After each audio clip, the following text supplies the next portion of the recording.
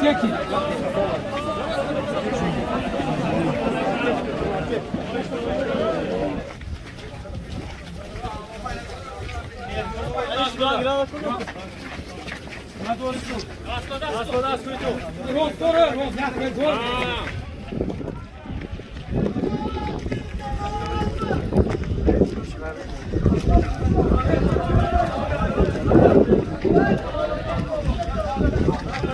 Rای خالی کنتون و دیوان پولران من انجا نزدیک با اومد. رای خالی کنتون چکه بیستان.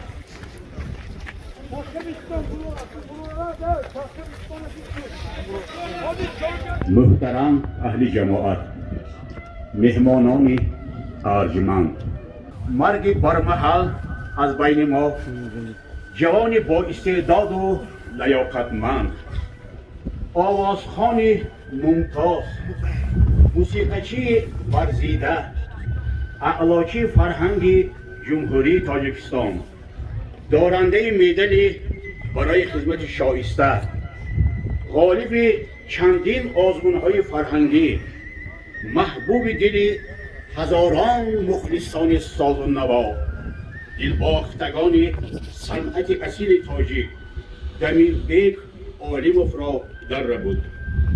السلام علیکم حاضرین گرامی، مهمانان و همدیاران عزیز.